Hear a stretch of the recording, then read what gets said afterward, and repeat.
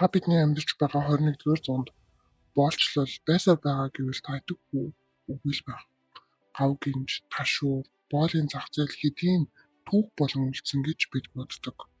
Гэвч үгүй юм. Боолчлол устаагүй. Тэр зөвхөн хэлбэрээ өөрчилсөн. Өнөөдөр тэр гав гинж нь гар утас, интернет, компьютер болон хувирчээ. Бид үүнийг кибер боолчлол гэж нэрлэж байна. Өнөөдөр та бүхэн зүүн өмнөд Азийн ширэнгуй хойд хууль хяналтаас гадуур орших, орчин үеийн хамгийн аимшигтай, хамгийн хаалттай, цахимлын уурьштын вант улсуудын тухай, тэнд юу болдог тухай маш нууц аимшигт баримтуудыг дэлгэх гэж байна. Нүүбийн хүний эрхийн үндэсний комиссийн газрын аль биесний тайлан зөвхөж үзье л да. Зөвхөн Камбожд хамгийн багадаа 100,000 гаруй хүн, Мьянмарын хилийн бүсэд 120,000 гаруй хүн өөрийн хүсэл зоригийн эсрэг автомат буутай харуулуудын дор цахимлын уур хийж хоригдож байна. Нийтдээ 4.1 сая орчим хүн. Тэд бол орчин үеийн кибер боолууд. Саяхныг хүртэл нь бол нууц байсан. Хинч тэндээс амьд гарч чаддаггүй байв. Гэвч саяхан буюу олон улсын цагдаагийн байгууллагууд болон тусгай хүчнийхэн хамтран хил дагуулсан хамгийн том цохилтыг хэлээ. Бидний бэлдсэн энэ сэдэв бол зөвхөн сонирх хачин биш. Энэ бол магадгүй маргааш таны, миний, тэрний ойр дотны хэн нэгний амнасыг аврах сэрэмжлүүлэг болох юм. Түүхийн хуудсыг баг зэрэг ухраая. Бүх зүйл Камбожийн далайн эргийн жижигхэн намуухан хот байсан Сиануквил хотоос эхлэлтэй юм. 2010-ад оны дундуур Хятадын бүс ба зам санаачлахын хүрээнд энэ хот руу Хятадын тэрбум ам долларын хөрөнгө оруулалт цугдгаж эхэлсэн. Богино хугацаанд хуучин загасчдын тосгон байсан газар хэдэн зуун гэлцэл казино, тансаг зэрэглийн зочид буудал болон хувирлаа. Энэ бол Хятадын баячууд ирж мөрөдө тоглодог Азийн Лас Вегас байв. Гэвч 2019 оны сүүлээр Камбожийн засгийн газар онлайн мөрөдө тоглоомыг хориглож, араас нь 2020 онд дэлхийн нийтийг хамарсан цартахал гарлаа. Хил хаагдаж, жуулчдын урсгал зогсов. Гэлзэл казинонууд нэг шөнийн дотор ижгүрч дампуурлын ирмэгт ирлээ. Казиног эзэмшигчид тэдний ард байдаг Хятадын мафийн хамгийн том бүлэглүүд болох Триад болон олон улсын гэмт хэргийн синдикатууд асар том санхүүгийн алдагдалд орсон юм. Тэд яг энэ үед бизнесээ өөрчлөх шийдвэр гаргасан. Бодит казинод хүн ирэхийг хүлээхийн оронд интернет ашиглаад дэлхийн өнцөг булан бүрт байгаа хүмүүсийн халаасыг тэмтгэхээр шийджээ. Тэд хоосон хоцорсон казиногийн байрлалууд зочид буудлуудаа асар том компьютерийн төвүүд серверүүдээр тоноглож, цахим луйврын хотхон буюу scam compound-уудыг байгуулж эхэлсэн байна. Үүний зэрэгцээ Мьянмарын хилийн бүс болох Мявади, Лаосын алтан гурвалжийн зэрэг газрууд яг үүнд тохирсон хөрс болж өглөө. Яагаад гэвэл эдгээр бүс нутгууд нь тухайн газрын засгийн газрын хяналтанд байдаггүй, орон нутгийн зэвсэгт бүлэглэлүүд босгочдын аримыг хяндаг, мафийн толгойлогчид генералуудыг асар их мөнгөөр авилгадаж, өөрсдийн халташгүй дархан цаазад хууль үйлдэлдэггүй улс доторх улсыг байгуулж авсан юм. Тэгвэл дэлхийн сая хүмүүсийг хэрхэн л уйвардаж тэрбум доллар олдог вэ? Тэдэнд маш нарийн сэтгэл зүйн шинжилгээ ухаан тулгуурласан тактик бий. Үүний хятадаар Шажупан буюу англиар pig butchering гахай төхөрөх гэж нэрлэдэг. Энэ тактик яг үгжилсэн байгаа утгаараа л ажилладаг. Тэд хохирогчдыг эхлээд гахай мэт бордож, дараа нь нэдэлдэг. Үйл явц 3 шатлалтай. Нэгдүгээрт тэжээх үе шат. Луйварчид сошиал медиа, Tinder, WhatsApp эсвэл LinkedIn дээр маш царайлаг, чинээлэг амжилттай яваа бизнесмен эсвэл загвар өмсгч иргэний хурамч хаяг үүсгэнэ. Тэгээд хохирогч руу андуураад зураг илгээсэн мэт харилцаа тогтооно. Тэд хэдэн 7 хоног, хэдэн сарын турш өдөр бүр халуун дулаан зурвас бичиж, хайр сэтгэл, гүн гүнзгий нөхөрлөлийн харилцаа үүсгэдэг. Хохирогч өөрийгөө хамгийн сайн хүнээ олчихлоо гэж итгэх хүртэл нь сэтгэл зүгээр нь тоглодог юм. Хоёрдугаарт өгөөш хаях. Итгэл үүссэний дараа нөгөө луйварч өөрийнхөө баяц нууцыг хуваалцнаа. Би нэг крипто платформ дээр арилжаа хийж ийм их мөнгө олдог. Жижигсэн туршаад үзгэнэ. Тэд өөрсдийнхөө зохиосон удирддаг хуурамч аппликейшнийг татуулна. Хохирогч эхлээд $100 оруулна. Систем дээр тэр нь $200 болж өсөж харагдана. Түүнийг нэргүүлээд дансруунд татуулж өгнө. Энэ үед хохирогч эргэлзэлгүйгээр итгэж эхэлдэг байна. 3-дугаарт найзалгаа буюу төхөөрөх үе шат. Хохирогч бүрэн итгэж хамаг байдгаа орон гэрээ барьцаалж банкнаас зээл авч хэдэн $100 мянган оруулах үед жүжиг дуусна. Дансыг нь бүр хүснэ засааж мөнгийг нь мафийн шүлжээ крипто валютын системээрээ дамжуулан алга болгодог. Хохирогч мөнгөө ч алдна, хайртай гэж бодсон хүнийг ч алдна. Олон улсад үүнээс болж сэтгэл зүйн гүн хямралд орж амиа хорлсон мянган хүн бий.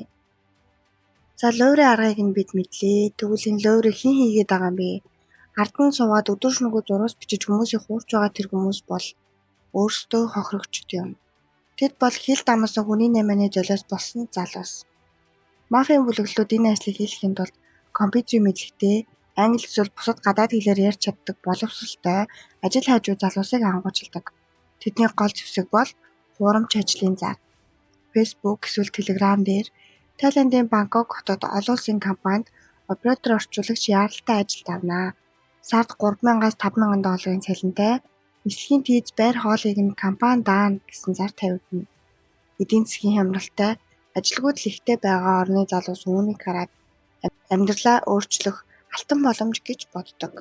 Гэвч тэднийг Бангкокийн нисэх онгоцны буудалд буугаад компанийн жолооч гэх хүмүүс тусаж авна.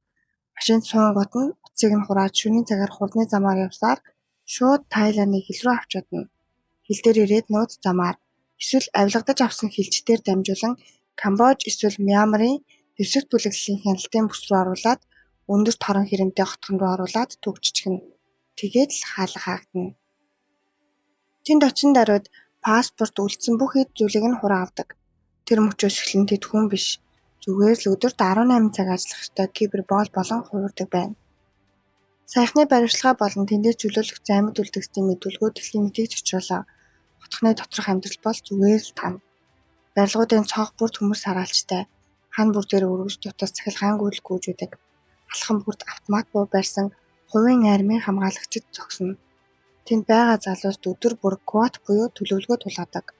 Та өдөрт хамгийн багадаа 3-аас 5 шинэ хүн олж луйрын торондоо оруулах ёстой. Сард $10,000 зайлах ёстой гэсэн хатуу даалгавар өгнө. Хэрэв та квота биелүүлж чадахгүй бол эсвэл ядарсанаасаа болоод компьютераар дундчихвал яадаг вэ? Тэнд шийтгэлийн өрөө гэж бий. Тэгээд таны шийтгэлийн өрөөнд оруулаад цахилгаан бороогоогоор бие эмзэг эрхтэн рүү цохино. Гар хөлийг нь төмөр торноос гавлаж хэд хоногоор хоол ундгүй харанхуй хонгил цойжлно. Бие дээр нь тамхины цаг унтраач хэрцгийгээр зодно. Бүр хамгийн аюултай нь хэрэв тухайн хүн луйр хийж чадахгүй сэтгэл зүйн хувьд мафид ашиггүй болчихвол түүнийг өөр мафийн бүлэглэлд $10,000-аас $30,000 өртөөгөөр дамжуулан худалдаж орхидог. Шинэ компани нь өмнөх компанид төлсөн мөнгөө тухайн хүнээс нэгж тамлалыг нь улам чангадах нь ойлгомжтой. Энэ бол хизээч дуусахгүй хаалттай тойрог. Бүр цаашлаад олон удаа дамжуулан худалдаалагдсан ямар ч мөнгө олж чадаагүй эсвэл эсэргүүцэл үзүүлсэн хохирогчдыг Мьянмарын хууль хяналтгүй бүсүүдэд нууцаар мэс засалд оруулж эрхтнийг нь хар цагад худалддаг байж болзошгүй аимшигт хэрэгүүдийг олон улсын мөрдөгчид болон эрен сурвалжлах сэтгүүлчид илрүүлэн шалгаж байгаа юм байна. Манай үзэгчид магадгүй энэ чинь зөвхөн Вьетнам, Филиппин, Хятад хүмүүс тохиолддог байх гэж бодож байж магадгүй. Харамсалтай нь үүнд Монгол залуус ч маш их өргөцсөн. Манай гадаад харилцааны яам бол эрүүгийн цагдаагийн албанаас Лаосын алтан гурвалжин тусгай бүс болон Мьянмарын хилийн бүсээс барьцаалагдсан Монгол залуусыг дипломат шугамар болон Тайланд, Лаосын хууль сахиулагчдтай хамтарсан тусгай ажиллагааны үр дүнд хэд хэдэн удаа аварж байсан байна. Тэдгээр залуус ар гэрээгэндээ нууцаар илгээсэн дуу зурсуудыг сонсвол зүрхсэгдэм. Тэд намайг эндээс худалдаж авах $15,000-ыг мафийн даалс руу шилжүүлэхгүй бол маргааш амийг минь хөнөөнө гэж байна хэмээн уйлангуйдаг байв. Мафийн тэднийг дайрлуулсан зардал сургалтын төлбөр гэх мэт зохиомжл үүсгэж ар гэрээс нь барьцааны мөнгө нэхэж дарамтлагдаг. Бүр хамгийн аимшигтай нөхцөл байдал юу гэж мафийн бүлэглэлүүд зөвхөн олон улсын хүмүүсийг луйрдаад зогсохгүй барьцаалагдсан монгол залуусаар монголчуудыг нь луйрдуулах монгол багийг байгуулсан байдаг. Тэдгээр залуус амьд үлдэхийн тулд өөрсдөө цахилгаан бороохоо зохиулахгүй тулд Facebook-ээр хуурамч хөрөнгө оруулалтын аппликейшн, цахим тоглоомын групп ажиллуулж элэг нэгтнүүдийнхээ мөнгийг залхахаас өөр аргагүй хүрдэг байна. Энэ бол гэмт хэрэгтнүүдийн хамгийн зөвүүн тактик юм. Гэвч харанхуй бүхэн өөрийн гэсэн төгсгөлтэй Азийн түүхэнд хамгийн том хамтарсан ажиллагаараа тасралтгүй хийгцээр байна. Тайландын тусгай хүчин болон Хятадын засгийн газрын хүчтэй шахалтаар Мьянмарын хилийн бүсэд байх хэд хэдэн том хотхныг нэгэн зэрэг дайран орж мафийн толгойлогчдыг баривчлан мянган кибер болыг чөлөөлж чадсан юм. Олон улсын хууль хяналтынхан одоо эдгээр хотхнуудыг интернет кабель цахилгаан шугамыг таслах замаар мафийн цусан хангамжийг бүрэн хүсэн зогсоохоор асиж байгаа. Бичлэгийнхаа төгсгөл би та бүхэнд ганцхан зүйлийг маш хатуу анхааруулмаар байна. Амар хэлбэр аргаар гадаадд очиж их мөнгө олох гэсэн гинэн сэтгэлгээ бол таныг энэ аимшигт торлог хөтлөх хамгийн дөцөд зам байгаа шүү. Хэрв танд эсвэл таны ойр дотны хүнд зүүн өмнөд Азийн орнуудад тэр дундаа Тайланд, Камбож, Лаос, Мьянмарт туршлах шаардахгүй хэд өндөр цалинтай ажлын зар ирвэл заавал Альбертын шавгаар шалгаарай. Нислэгийн тийз байр хоолыг нь үнэгүй бэлдээд зөвхөн телеграмаар нууцлаг маягаар харилцаад байгаа бол тэр газарлуу дүглэгч хэрэггүй. Технологи хөгжихийн хэрээр мафийн сүлжээ улам нарийсах болно. Сонор сэрэмжтэй байж өөрийгөө болон хайртай хүмүүсээ хамгаалаарай. Энэхүү бичлэгийг гадаадад ажиллахаар сонирхож буй залуустай найз нөхөдтэй хуваалцаж тэднийг аюулаас сэргийлээрэй. Дараагийн дугаараар уулзцаая. Баяртай.